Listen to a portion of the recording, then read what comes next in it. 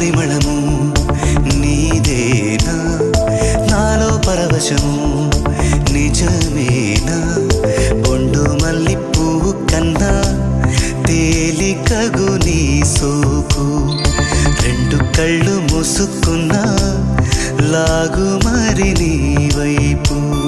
సొగసును చూసి పాడగాయలా కనులకు మాట రాదుగా అలా వింతల్లోనూ కొత్త వింత నువ్వేనా ఆ అందం అంటే అచ్చంగాను నువ్వే ఏ చిలిపి కళ్ళు